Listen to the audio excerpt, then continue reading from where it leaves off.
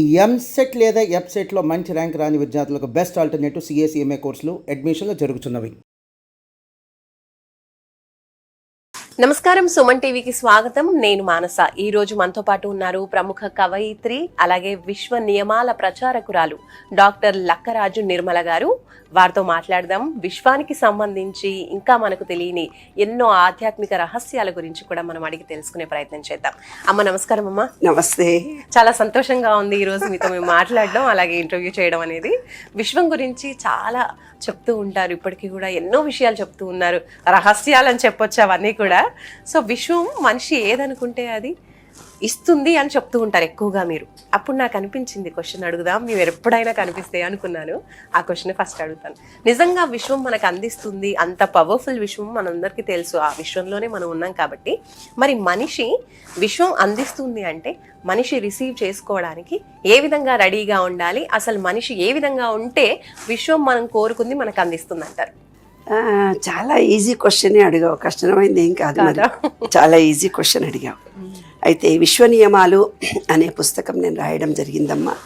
ఆ విశ్వ నియమాలు అనే పుస్తకము రెడీ కూడా అయిపోయింది. ఇది విశ్వ నియమాలు అనే పుస్తకం. 13-14 సంవత్సరాల కృషి రీసెర్చ్ చేశాను. సూర్యకాంతి జగాన పడితో శూన్యం కాదా, పరివర్తన చెందే నీకు వస్తుంది. విబ్జిఆర్లోని రంగులు తెలుపు నుండే ఉద్భవిస్తాయి, 7 రంగుల అరవిల్లులు తెలుపుకే ముప్పు తెస్తాయి తర్వాత ఈ వన్నెలు. అంటే సూర్యకిరణాలు, నేను విశ్వ నియమాల్లోకి వస్తున్నా. ఎప్పుడైతే మనకి ఒక సూర్యుడి బొమ్మ చూపించి 7 గుర్రాలను చూపించారు అంటే మనకు ప్లేవే మెథడ్లో పూర్వీకులు, మనకు ఇప్పుడు టీచింగ్ మెథడ్లో ప్లేవే మెథడ్ ఎలా చెప్తున్నారో మన పూర్వీకులు, మనం కొంచెం తెలివి లేని వాళ్ళమని వాళ్ళకి అప్పుడే తెలిసి 7 గుర్రాలను ఏకచిత్ర రథం సూర్య అని చూపించారు. అంటే అర్థం ఏంటంటే విబ్జిఆర్లోని 7 రంగులు. వి అంటే వాయిలెట్, ఐ అంటే ఇండిగో, ఇక్కడ బ్లూ, ఇక్కడ green, VIBGYOR orange, R red, లాస్ట్ది బ్లాక్, విబ్జిఆర్ లాస్ట్ది ఆర్. అన్ని 7 రంగులు మన శరీరంలో కావాలి. దాన్ని మూలాధార చక్రము, స్వాధిష్టాన చక్రము, మణిపూరక చక్రము, అనాహత చక్రము, విశుద్ధి చక్రము, ఆజ్ఞా చక్రము అని ఇలాంటి చక్రాలు. ఆ రోజుల్లో టెక్నాలజీ తెలియదు కదా, ఆ రోజుల్లో సంస్కృతమే వచ్చు కదా, అందుకని వాళ్ళు ఏం చేశారు, అన్ని చక్రాలు అని చెప్పారు. అంటే positive energy points. Energy points భూమి అనే తత్వాన్ని వినాయకుడిగా సూచించి వినాయకుడు పూజ చేయండిరా బాబు అని అన్నారు. మనం మట్టిలో కాళ్ళు పెట్టాం కదా, చెప్పులు వేసుకొని తిరుగుతాం కదా, 11 గరికేస్తే అప్పుడు వాళ్ళు అనుకున్నారు కనీసం గడ్డిలో కాళ్ళు పెడతారులే వీళ్ళు. అబ్బో మనం భలే ఇంటెలిజెంట్లం కదా, అది కూడా రెడీమేడ్ కొనుక్కొచ్చేస్తాం కదా. అట్లా భూమితో అనుబంధం తగ్గిపోయింది మనకు. ఈ విశ్వంలో ఉండే భూమిలో, విశ్వంలో గుండా, విశ్వము అంటే ఏంది 5 ఎలిమెంట్స్: భూమి, గాలి, సూర్యుడు, నీరు. 72% విశ్వంలో ఉంది, మన బాడీలో కూడా ఉంది. మన బాడీలో ఉండే 5 ఎలిమెంట్స్ ఆ రోజుల్లో, ఇప్పుడు మీరు సెల్ ఫోన్లో అన్నట్టుగా ఇంటర్నెట్, నెట్, ఇన్స్టాగ్రాము, ఫేస్బుక్ ఏవో పేర్లు పెడుతున్నారుగా కంప్యూటర్కి, అలా పేర్లు పెట్టినట్టు మనిషిలో ఉండే చక్రాలు, భూతాలు అని అన్నారు. భూతాలు కావు, పిశాచాలు కావు, ఎనర్జీ పాయింట్స్. మనం సైన్స్ ప్రకారంగా చెప్పుకోవాలంటే ఈ విశ్వం మొత్తం 5 ఎలిమెంట్స్, మన బాడీలో 5 ఎలిమెంట్స్ ఉన్నాయి. ఈ 5 ఎలిమెంట్స్, ఆ 5 ఎలిమెంట్స్కు లోపం జరిగినప్పుడు మనలో ఇబ్బందులు కలుగుతాయి. అవి ఎలా కలుగుతాయి దాని మీదనే నేను రీసెర్చ్ చేశాను. దాని గురించి ఇంకా క్లుప్తంగా చెప్పాలి అని అంటే ఇక్కడ ఉండే పాయింట్ని ఏమన్నారు, ఆజ్ఞాచక్రము అన్నారు. ఆజ్ఞాచక్రం అంటే శివుడికి 3వ కన్నుగా చూపించారు. 3వ కన్ను ఏంటి, ఐసీయు అని. మనం చేసే ప్రతి పనిని మన కన్ను చూస్తుంది. అన్ని మాటలు అంటూ నీ అంతరాత్మకు తెలియదు, నువ్వు మంచి చేసినావు చెడు చేసినావు అంటామా అనమా? ఖచ్చితంగా అంటాం. అంటే అదే 3వ కన్ను, అదే జ్ఞాన నేత్రము. ఎప్పుడైతే ఇందాక చెప్పాను, ఒక్కసారి జ్ఞానం ఏదైతే వస్తుందో ఇంకోసారి మనం అజ్ఞానంలో పడకూడదు అనేది శాస్త్రం. కానీ మన ఎనర్జీ పాయింట్లో ఈ జ్ఞాననేత్రం కూడా క్లోజ్ అయిపోతుంది. ఎందుకు?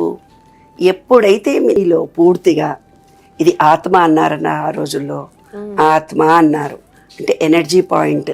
ఏమ్మా ఎనర్జీ పాయింట్, ఈ ఎనర్జీ పాయింట్ ఆత్మ, విశ్వంలో ఉండేది పరమాత్మ అన్నారు.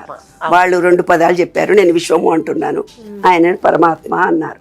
పరమాత్మ అంటే 5 ఎలిమెంట్స్తో కూడినటువంటి ఒక ఎనర్జీ విశ్వంలో ఎప్పుడూ తిరుగుతూ పోతుంటుంది. మనలో ఉండే ఎనర్జీ పాయింట్ ఇది. ఆ ఎనర్జీ పాయింట్లో లోపాలు జరిగిన ఆ ఎనర్జీ పాయింట్ నుంచి ఈ విశ్వంలో ఉండే ఎనర్జీని కలవడానికి కనెక్షనే నేను చెప్పే విశ్వ నియమాలు. ఓకే, అంతే. రైట్. అండ్ విశ్వ నియమాల గురించి చెప్తున్నప్పుడు మనం విశ్వం ఏదనుకుంటే అది ఇస్తుంది అంటున్నారు కదమ్మా, అది ఎలా సాధ్యమవుతుంది అంటారు? అంటే మీరు సాధన చేయడం వల్ల మీకు సాధ్యమవుతుందా? ప్రతి ఒక్కరికి కూడా సాధ్యమవుతుంది? ప్రతి ఒక్కళ్ళకి సాధ్యమవుతుంది. అలా ఎలా? ప్రతి ఒక్కళ్ళకి సాధ్యమవుతుంది. నిన్న సాయంకాలం పొద్దున్న నుంచి విశ్వ నియమాల పుస్తకాన్ని స్క్రిప్ట్ రాస్తూ దిద్దుతూ చాలా వర్క్ చేశాను. నిన్న వేస్తే వాకింగ్ వెళ్ళలేదు నేను. ఇప్పుడు నేను వెళ్తానని 6:30కి జస్ట్ మా ఇంటి ముందే ఒక పార్క్ ఉంది, ఆ పార్కులోకి వెళ్ళారు. పార్కులోకి వెళ్ళి అలా తిరుగుతుంటే ఒక అమ్మాయి చెప్పులు వేసుకొని నడిస్తే, కాదే బాబు మట్టిలో కాళ్ళు చెప్పులు లేకుండా నడువు, కాస్త గడ్డిలో నీ పిల్లని కూడా చంటి పిల్లని కూడా గడ్డిలో వదిలిపెట్టు, కాస్త నడిస్తే ఎలిమెంట్ ఎడత ఎలిమెంట్ నీ బిడ్డకు బాగుంటుంది. మూలాధార చక్రం యాక్టివేట్గా ఉంటే స్థిర నిర్ణయాలు ఉంటాయి. అది లోపం జరిగితే ఎవరిని నమ్మరు వాళ్ళు. బ్యాలెన్స్డ్ మైండ్ ఉండదు. ప్రతిదానికి భయపడుతూ ఉంటారు అందరూ. ఎవరిని నమ్మరు, అపనమ్మకాలు ఉంటాయి.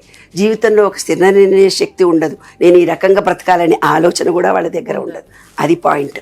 అని అంటే, నేను వచ్చాను కదే కోకిలా పలకవే, హాయ్ ఫ్రెండ్ ఎక్కడున్నావు, దూరంగా ఉన్నావా, ఇక్కడ లేవా, నువ్వు దూరం వెళ్ళిపోయావా అన్నాను. కుహు అంది. ఆ అమ్మాయిని చూసి నవ్వుతుంది. అదేంటంటే మీరు అనగానే మీ పలుకుతోందా అంటే, అవునే నా ఫ్రెండ్, ఆకులు పలుకుతాయి, చెట్లు పలుకుతాయి, ఆకాశం కూడా పలుకుతాయి. అయినాక ఆ అమ్మాయి ఇంకో చూస్తావా అని అడిగా. అన్నది. అయితే కోకిల నువ్వు ఒక పాట పాడవే, కాస్త కుహు అన్నావు, పలకరించావు, ఓకే బాగానే ఉంది, ఒక్క పాట పాడవంటే కుహు అని చాలాసేపు పాడింది. ఆ అమ్మాయి నవ్వుతుంది, అలా ఎలా అంటే అని. అలాగా సూర్యుడు రాకపోయి వర్షం పడుతూ ఉన్నప్పుడు వర్షం పుల్ల తడిసొచ్చావని మా వారు అంటారు. తడవను. వర్షంలో నేను వెళ్ళిపోయి సూర్యుడిని డాడీ అంటాను నేను. డాడీ మరి నిన్ను చూడలేదు కదా, గుడ్ మార్నింగ్ చెప్పాలి కదా, ఇవాళ నాన్న కనిపించవంటే సూర్యుడు మబ్బుల్లో నుంచి బయటకు వస్తాడు. వచ్చి కనిపించి 1 సెకండ్లో మాయమైపోతాడు. నాతో ఉండేవాళ్ళంతా ఆశ్చర్యపోతారు. అలా వేల అనుభవాలు, కోట్ల అనుభవాలు నాలో ఉన్నాయి. కాబట్టి విశ్వంతో మీరు కూడా ఎవరైనా మాట్లాడొచ్చు. అది చాలా ఈజీ. ఎవరో ఒక ఇందాకనే మీదే ఎక్స్పీరియన్స్.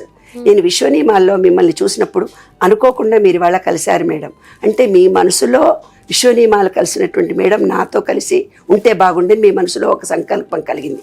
ఇవాళ నేను కలిగాను. మీకు కూడా విశ్వనియమం సక్సెస్ అయిందా కాలేదా నాకు ఇప్పుడు చెప్పు. పుష్కరాలకు వెళ్ళాను.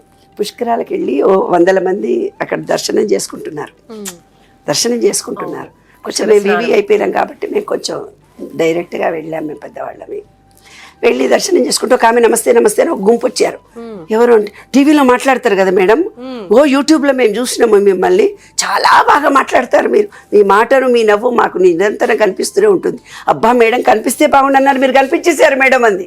ఓకే, ఎస్, మనం ఏమనుకుంటే అది జరుగుతుంది. అంటే ఇలాంటి విషయాలే కాకుండా ఇప్పుడమ్మా కొంతమందికి చాలా సీరియస్ విషయాలు ఉంటాయి, లైక్ ఆర్థికంగా చాలా సమస్యలు ఉంటాయి, లేదంటే ఇంకా ఏవో పెద్ద పెద్ద సమస్యలు. మనకు కొంతమంది మాటలు వింటూ ఉంటే మనసు నిజంగా కళ్ళ వెంబడి నీళ్ళు వచ్చేస్తూ ఉంటాయి.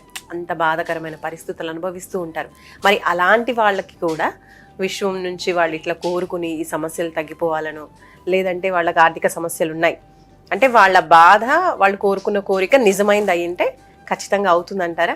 ఏమైనా సాధన బాధ కోరిక అంటూ ఏవి లేవు. అసలు మనిషికి బాధలే లేవు. బాధ అనేది నీవు ఏర్పరచుకున్న ఒక ఎంజాయ్. అంతే అంటారా? అదొక ఎంజాయ్. చిన్నప్పటి నుంచి బాధపడి ఎవరైనా చనిపోతే ఏడుస్తుంటే, ఎవరైనా కొడితే ఏడిస్తే, ఏదైనా దెబ్బ తగిలితే బాధ కలిగితే, నీ చుట్టుండే వాళ్ళు ఏడ్చిండ్రు అందుకని నువ్వు చూసి ఏడుస్తున్నావు. ఏడుపు అనేది ఒక ఎంజాయ్ నీలో. అది నీ సబ్ కాన్షియస్ మైండ్లో తయారు చేసి పెట్టుకున్నావు. నేను ఇప్పుడు ఏడవాలి అని. ఏందిరా అప్పుడే ఏడుస్తున్నావు అవసరానికి, ఇప్పుడు కాదు కదా నేను కొట్టినాక అంటే. చిన్నప్పుడే ఏమంటారు, కొడుతున్నామని కట్ట తీసుకపోయి ఏడుస్తారు. అట్లాగే మనలో ఉండే భయాల ద్వారా మనము ఏర్పరచుకున్నది దుఃఖము, బాధ అనేది. బాధ అనేది అక్కడ లేదు, ఇక్కడ ఉంది, మనసులో ఉంది. నీవు ఏర్పరచుకున్న సబ్ కాన్షియస్ మైండ్లో ఏర్పరచుకున్న భావన ఇంతనా అలా నీకు దుఃఖం కలుగుతోంది.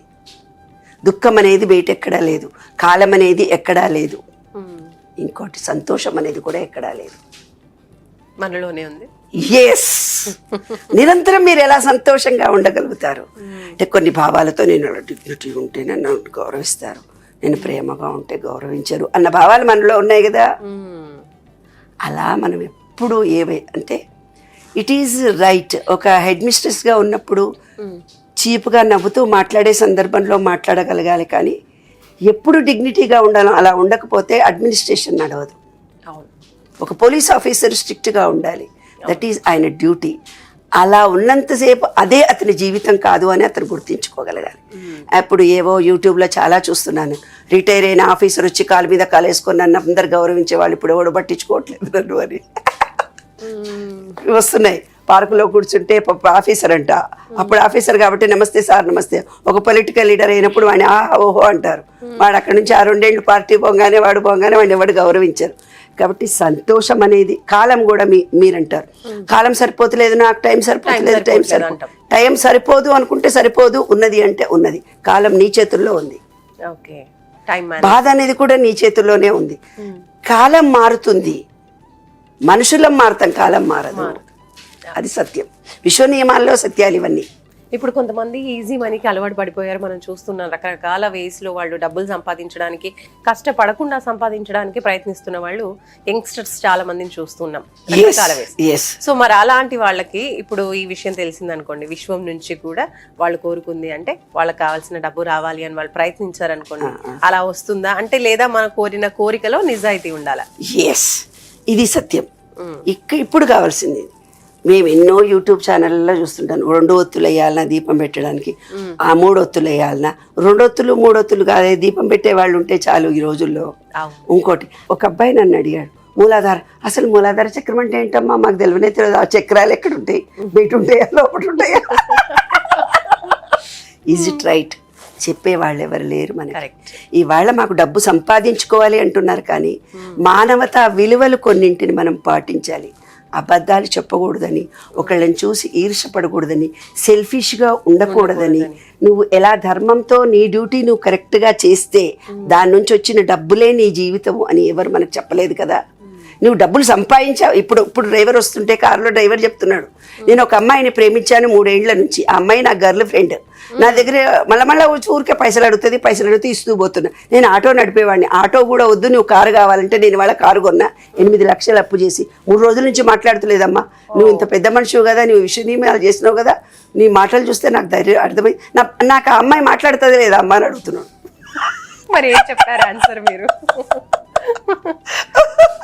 పెళ్లి చేసుకునే భార్యనే నమ్మట్లేదు, ఎవరో గర్ల్ ఫ్రెండ్ నువ్వు నమ్మి ఆమెకు డబ్బులు ఇస్తూ ఆమె చెప్పిందని నువ్వు చేసి ఆమె నిన్ను పలకరించకపోతే నువ్వు బాధపడుతున్నావు. అంటే రేపు ఇంకో అమ్మాయిని పెళ్లి చేసుకుంటావు కదా, నువ్వు అవసరమైతే చేసుకుంటావా, చేసుకో. లేదు మేడం, అమ్మాయినే ప్రేమించిన, ఆ అమ్మాయి ఇంకొకళ్ళని చేసుకొని వెళ్ళిపోయింది అనుకో, అప్పుడు నీ పరిస్థితి ఏంటి? కాబట్టి మనం యథార్థంగా ఒప్పుకోవాలి. ఇప్పుడు డిజేబుల్డ్ స్కూల్ నేను రన్ చేశానని చెప్పాను కదా నాన్న, కాళ్ళు చేతులు లేని పిల్లలకి అయితే కాళ్ళు లేదు చెయ్యి లేదని ఎక్సెప్ట్ చేస్తూ యాక్సిడెంట్లో పోతుంది నాన్న, ఒక అమ్మాయికి పోతుంది, ఒక వ్యక్తికి చెయ్యి పోతుంది, ఒక కాలు పోతుంది, ఎక్సెప్ట్ చేస్తున్నావా లేదా? అలాగే నాకు డిజేబుల్డ్ పిల్లగాడు పుట్టినట్టు నువ్వు ఒప్పుకోవాలి. అలాగే నీ సంపాదన 4,000 అంటే 4,000కి నువ్వు ఒప్పుకోవాలి. 10,000, 5,000, 20,000, 50,000 సంపాదించడానికి ఈ విశ్వం నీకు ఇచ్చింది ఎంత? ఈ బాటిల్లో నువ్వు ఎన్ని నీళ్లు పడతాయి? ఒక 200 ml. 200 ml. నేను 1 లీటర్ పోయాలనుకున్నా, పట్టదు. అలాగే విశ్వ నియమం అంటూ ఒకటి ఎప్పుడు పర్మనెంట్గా ఉంది. ఆ నియమం ఏమిటి? ఒక 3,000 పనిచేస్తున్న ఒక అటెండర్ ఉన్నాడు, 3,000 రూపాయలకు పనిచేస్తున్నాడు, కానీ వాడు పనిచేసేది 1,000 రూపాయల పని, 2,000 పనే కొడుతున్నాడు. ఒక ఆఫీసర్ ఉన్నాడు, ఒక సాఫ్ట్వేర్ ఇంజనీరు, ఏదో ఒక ఉద్యోగం, 1,00,000 రూపాయల జీతం అతనికి. ఒక CEO ఉన్నాడు, 1,00,000 రూపాయల జీతం, కానీ 25% పనిచేస్తున్నాడు. 25,000 పనిచేసి 75,000 పనే కొడుతున్నాడు, కానీ 1,00,000 రూపాయల జీతం తీసుకుపోయి ఆ 75,000 ఒక ఇల్లు కొనుక్కుంటానని ఇచ్చాడు. ఇల్లు గడవడానికి 25,000 వాడుకున్నాడు, 75,000 రూపాయలు వనుకో అడ్వాన్స్ ఇచ్చాడు, ఫ్లాట్ కొనుక్కుందాము. వాడు ఫ్లాట్ ఇవ్వడు, వీనికి డబ్బులు రావు. ఎందుకు? ఈ డ్యూటీలో 75,000 డ్యూటీని నువ్వు ఎగ్గొట్టావు కదా, ఎగ్గొట్టి తీసుకుపోయి ఇంకో ఫ్లాట్ కట్టావు. కాబట్టి వాళ్ళు కూడా ఈ అటెండర్ ఏం చేశాడు? 1,000 రూపాయల పనిచేసి 3,000 జీతం తీసుకున్నాడు కదా, 2,000 డాక్టర్ ఖర్చు పెడతాడు, వాడి బిడ్డకో వాడికో ఏదో ఒకటి కడుపు నొప్పో ఏమో వస్తుంది, డాక్టర్ దగ్గర పోతాడు, 2000 ఖర్చు పెడతాడు. అంటే ఈ విశ్వం ఏం చేస్తుంది, నీ ధర్మాన్ని నువ్వు కరెక్ట్గా చేసినప్పుడు, నీవు ఎవరిని ప్రేమించాలో పేచినప్పుడు, ధర్మబద్ధంగా నువ్వు సంపాదించినప్పుడు, నువ్వు ధర్మబద్ధంగా ఉన్నప్పుడు, నువ్వు మనసారా అందరినీ ప్రేమించినప్పుడు నువ్వేది కావాలంటే అది ఇస్తా. విశ్వం పలుకుతుంది.